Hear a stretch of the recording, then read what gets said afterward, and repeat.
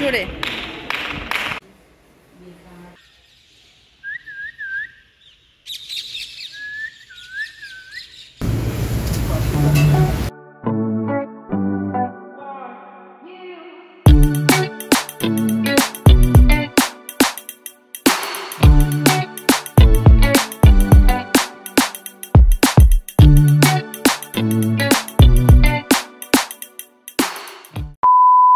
Hello everyone, welcome back to my channel, welcome to our new blog. এখন ব্লগটা করতেও আমার ভালো লাগছে আর তোমাদের দেখতেও ভালো লাগবে, কারণ এখন শুধু আমি আর সৌরভ না, এখন কদিন ধরে বাড়িতে আছে মা আর ভাই। তো সকাল সকাল উঠে ব্রেকফাস্ট আমাদের হয়ে গেছে, এখন হচ্ছে রান্নার ব্যাপার স্যাপার। তো আজকে খুব সিম্পল রান্না, টকের ডাল আছে, পোস্ত আছে, ইলিশ মাছ আছে। তো শুধু মা একটু করলা ভাজবে, আলু ভাজবে, একটু ডাল সেদ্ধ, আলু সেদ্ধ এই সমস্ত হবে। তো এখন মা কাটছে আনাজ, মা বটিতেই কাটে, তো মা ওই জন্য এখানে বসে গেছে আনাজ কাটতে। আর ভাই আপাতত একটু রেস্ট নিচ্ছে এখানে শুয়ে, সোফায় শুয়ে। আর চল আমি চটপট করে কাজগুলো করে নিই, তারপরে ফিরে আসছি। স্নান টান হয়ে গেছে সবার, এখন বসেছি খেতে। এই যে খাওয়া দাওয়া চলছে, এদিকে মা ভাই বসেছে, সৌরভ খাচ্ছে, আমি খাচ্ছি। খাওয়া দাওয়া করে নিয়ে বেরোবো গোলকোন্ডাতে আজকে। তারপর প্ল্যান আছে গোলকোন্ডায় হয়ে যদি যায় তাড়াতাড়ি, তারপরে কোথাও না কোথাও যাবো। তো আপাতত প্ল্যান হচ্ছে গোলকোন্ডা যাবার। তো চটপট করে খেয়ে নিই, তারপর রেডি হয়ে বেরোতে হবে। না নিয়ে নাও না, আসছে না তো, যতটা আসে না, যতটা আসবে না আমি ছেড়ে রাখবো। তো এনে ক্লিপ নেই আছে, ওফ যতটা আনবে আনো, না এনে কোনো না, বুঝেই যায়, বুঝতেই চায় না। বিনোদিটাই আমাকে শিখতে হবে, আমি ভালো করে পারি না। হ্যাঁ তুই মুখের মধ্যে ঢুকিয়ে দে আমার ক্যামেরাটা, এই বিনোদিটাই করা শিখতে হবে আমাকে, ভালো লাগছে। হ্যাঁ রেডি হয়ে গেছি, প্রচুর রোদ্দুর বাইরে, রেডি হয়ে গেছি। বাইরে প্রচন্ড রোদ্দুর, প্রচন্ড মানে মারাত্মক রোদ্দুর। এত রোদ ছিল না, না এই যে বারান্দা দেখতে হচ্ছে তো প্রচন্ড রোদ্দুর, মানে পুরো ভাদ্র মাসের রোদ্দুর এখন হয়েছে। এতটা রোদ ছিল না, হঠাৎ করে বেড়ে গেছে রোদ্দুর। তো টুপি ফুপি নিয়ে নিয়েছি, গোলকোন্ডা ফোটে যাচ্ছি। এমনিও প্রচুর রোদ লাগে, তো আজকে যাই না, পুরো মানে শেষ হয়ে যাবো, পুরো ডেট হয়ে যাবো একদম। রেডি হয়ে গেছে সুন্দর করে, পাপাই রেডি হয়ে গেছে, আর সৌরভ ওখানে, সৌরভ বসে পড়েছে, ও জুতো পড়ছে, দেখাচ্ছি দাঁড়া। হয়ে গেছে, চ ওঠ, সবাই হয়ে গেছে, চল ওঠ। ঠিক আছে, তোকে জুতো ঘোরাতে হবে না, ওঠ ওঠ ওঠ, তাড়াতাড়ি ওঠ।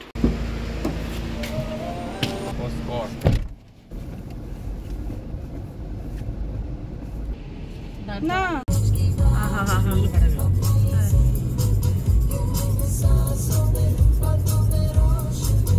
গোলকোন্ডা ফোর্টের ইতিহাস নিয়ে নতুন করে আর কিছু বলছি না, কারণ গুগলে সার্চ করলে সেটুকু তোমরা জানতেই পারবে।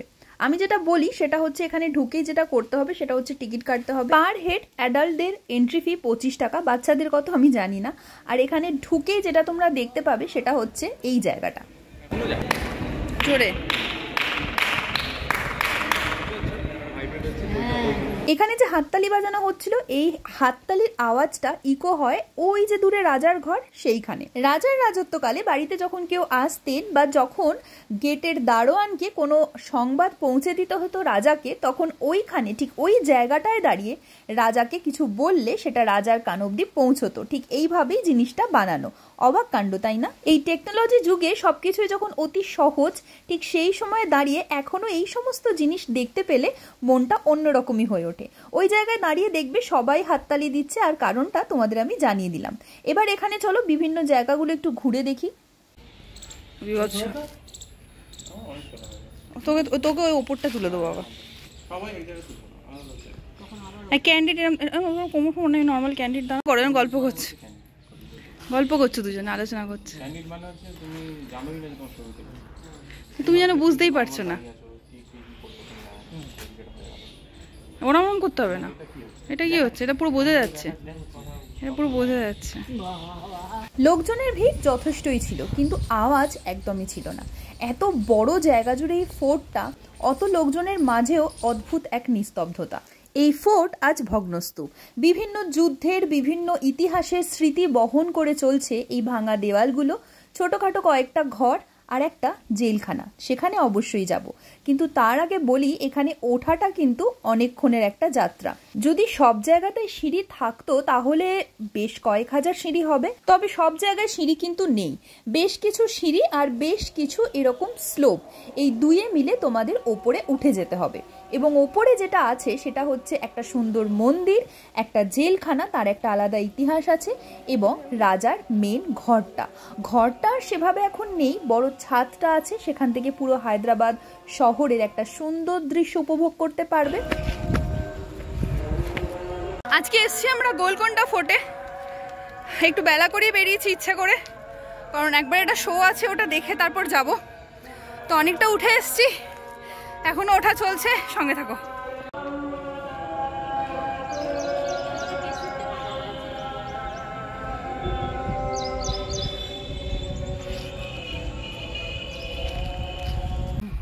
ছবি তুললে এটা সামনেটা উড়িয়ে বাবা কি অসাধারণ লাগছে রে। আমাদের বাড়ি দেখতে পাচ্ছ না? দেখো না, আছে এর মধ্যেই কোথাও আছে। কি অসাধারণ লাগছে। বোমা টোমা পড়েছে, ঢুকে গেছে। পাথরের ডিজাইনের উপর বেস করে পুরো উপরে ফোর্ট তৈরি। কিছু কিছু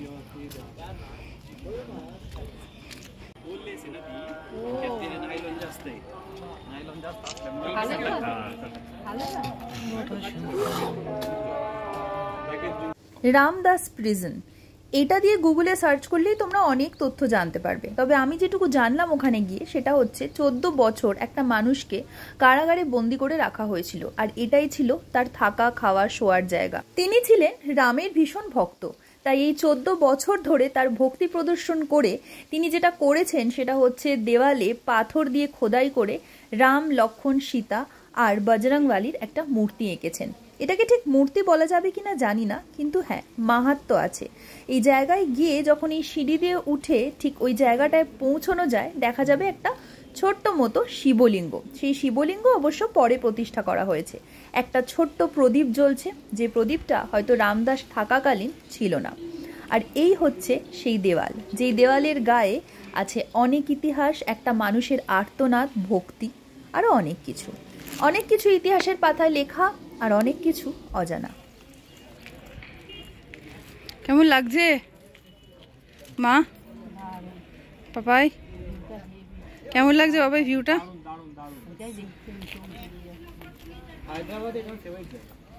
এই পাঁচিলটা, হ্যাঁ গোলকোন্ডাটা। তো মুখটা ফোকাস হলো না, এদিকে একবার তাকা। হ্যাঁ, এবার হয়েছে। ঠিক আছে।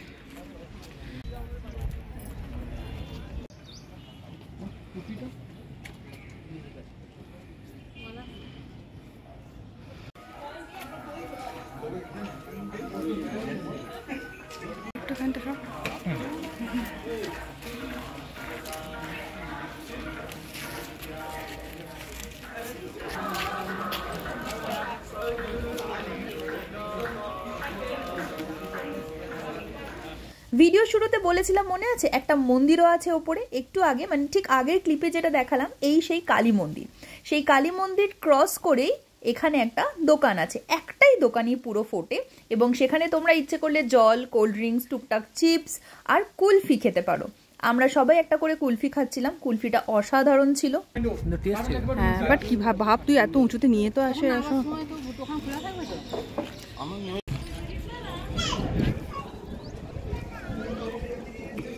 ফোর্টের একদম টপে পৌঁছে গেছি। এখানেই আছে একটা বড় ছাদ, আর এটাই নাকি রাজার কক্ষ, মানে রাজকক্ষ। রাজকক্ষে সেরকম ভাবে কোনো অস্তিত্ব নেই, দেওয়ালগুলো দাঁড়িয়ে আছে। এই দেওয়ালগুলোই প্রমাণ যে একসময় রাজা এখান থেকেই বসে এই পুরো গোলকোন্ডা ফোর্টে পরিচালনা করতেন। আর এই ওপর থেকে নিচের দৃশ্যটা একবার দেখে নাও, কি অসাধারণ, তাই না? তবে বারবার যেটা আমি বলি, চোখ যেটা দেখে পৃথিবীর কোনো ক্যামেরা সেটা জাস্টিস করতে পারে না। এইখানটা খুব ভালো করে ঘুরলাম আর অনেকক্ষণ সময় কাটালাম, কেননা খুব সুন্দর হাওয়া দিচ্ছিল আর আমরা প্রচুর টায়ার্ড ছিলাম। নিচে নামতে নামতে একটা ঠান্ডা জলের কল পেলাম, অনেকগুলো এর আগে চোখে পড়েছিল, কিন্তু এটা দেখে মনে হলো একটু মুখে চোখে জল দিই।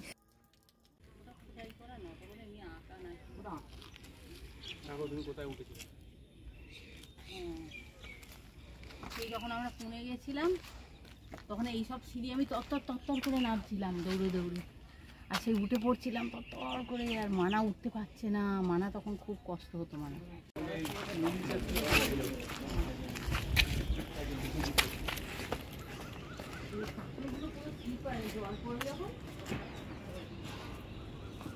হাত মিলেই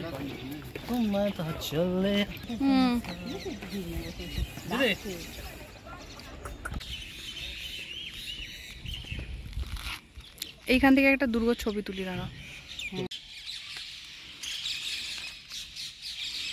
এই উঠোনটাই আমার বেশি ভালো লাগছে। উঠোন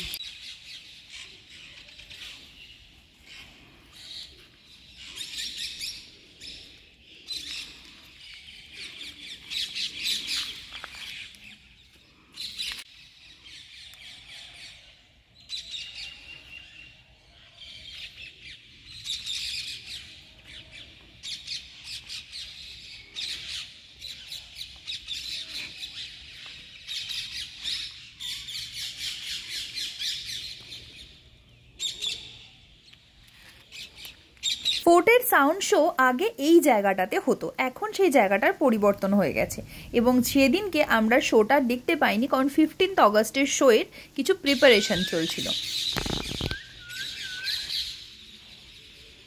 আমি যেই থেমে যাচ্ছি দেখ ওরাও কথা বলা থামিয়ে দিচ্ছে, দেখ একটা জিনিস লক্ষ্য কর। দেখি দেখি এটা তো থেমে গেল, দাঁড়া থেমে যাবে দেখি।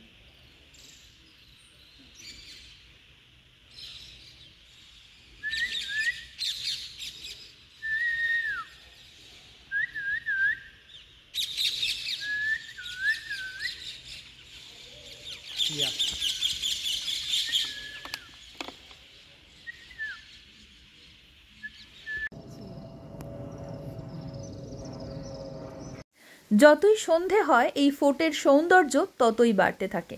এ এক মায়াবী সৌন্দর্য। আর সন্ধেবেলায় আশেপাশের সমস্ত মসজিদ থেকে যখন আজানের শব্দ ভেসে আসে, সেই উপলব্ধি আমি ভাষায় প্রকাশ করতে পারবো না।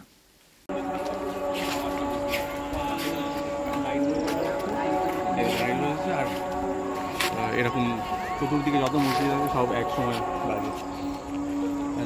এই ভিডিওটা তোমরা যখন দেখছো ততদিনে তো 15th অগস্ট হয়ে গেছে, কিন্তু যে সময় আমরা গেছিলাম তখন সামনেই ছিল 15th অগস্ট, আর সেই উপলক্ষে ফোর্টের লাইটিং দিয়ে খুব সুন্দরভাবে সাজানো হয়েছিল এবং 15th অগস্টে ছিল কিছু শো, এবং সেই উপলক্ষে অ্যাকচুয়ালি ফোর্টের প্রতিদিনের যে লাইট সাউন্ড শো হয় সেটা ক্যান্সেল হয়ে গেছিল। ফোর্ট থেকে বেরিয়েই লেগেছিল প্রচন্ড খিদে সবার, আর চলে গেছিলাম একটা চাট সেন্টার। নিয়েছিলাম পাপড়ি চাট আর ভেলপুরি। এখানে পাপড়ি চাট কিন্তু কলকাতার পাপড়ি চাটের সাথে তুলনা করো না। পাপড়ি এখানে দেখা যায় না, সব কিছুকেই গুঁড়িয়ে মিশিয়ে দেওয়া হয়, কিন্তু অনেকটা পরিমাণ দই দেয়, ঝুড়ি ভাজা দেয়, যেটা আমার পার্সোনালি খুব ভালো লাগে। ভেলপুরিটাও কিন্তু দারুণ ছিল। সৌরভের দুটোর মধ্যে কোনোটাই পছন্দ হয়নি, তাই ও খায়নি। ও বলল আমি চা বিস্কিট খাবো। তারপরেই চলে গেছিলাম আমরা চায়ের দোকানে, ঠিক পাশেই ছিল চায়ের দোকান, সেখানে গিয়ে নিলাম চা আর ওসমানিয়া বিস্কিট। তন্দুরি চা অ্যাভেলেবেল ছিল না, নর্মাল চা মানে ইরানি চা আর তার সাথে ওসমানিয়া বিস্কিট।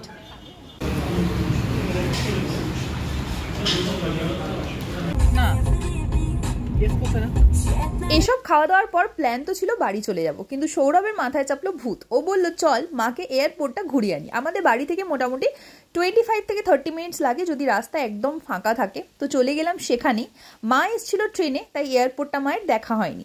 সেখানেই চলে এলাম। এখানে আছে একটা মল, এরো প্লাজা মল। বেসিক্যালি মল বলতে সহজ ভাষায় ফুড কোর্ট। বিভিন্ন রেস্টুরেন্ট আছে, আর আছে সুন্দর সুন্দর 1-2টো ক্যাফে আর ফুড কোর্ট।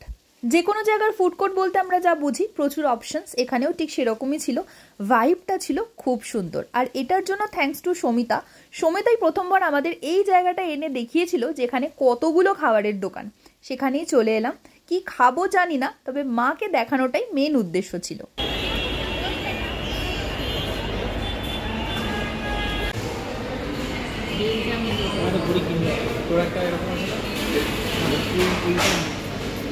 না না ওটা না, এগ রোল আর চিকেন রোল সবারটা নিয়ে আসলে ওটা ওখানে গিয়ে খেয়েছিলাম রোল, কিন্তু সেটার ভিডিও ফটো তোলা হয়নি। কেন তোলা হয়নি আমি নিজেও জানি না, হয়তো গল্প করতে করতে ভুলেই গেছি, এখন এডিট করার সময় খেয়াল হলো, তাই যে ফটোগুলো তুলেছিলাম সেগুলোই তোমাদের সাথে শেয়ার করলাম।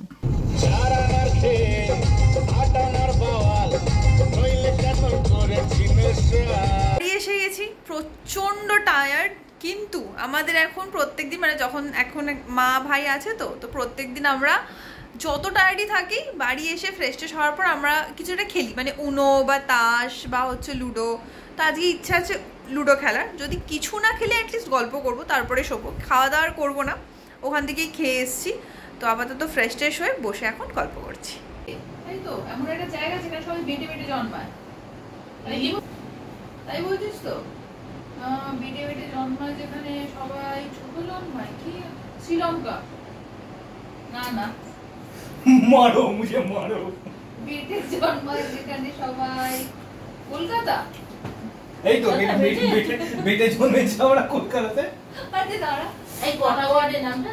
দুটো ওয়ার্ডের। সেকেন্ডটা gate, south gate, north gate, south India, east gate, west gate. South north east west বেটে জন্মায় সবাই। আচ্ছা, বেটে জন্মায় পৃথিবীর ম্যাপে না ইন্ডিয়ার ম্যাপে? মঙ্গল গ্রহ। মুখে কথা বলিস না, দাঁড়া। আচ্ছা আমাকে হ্যাঁ দে না তো উত্তর দে। ইন্ডিয়ার মধ্যে কোন একটা জায়গা না, পৃথিবীর একটা এমন জায়গা যেখানে সবাই বেটে জন্মায়, তাই তো? ছোট ছোট ছোট ছোট লোক, প্রচুর লোকজন, ছোট ছোট। পৃথিবীর একটা জায়গায়, আফ্রিকা, আটলান্টিক, আন্টার্কটিকা। হ্যাঁ, আন্টার্কটিকা।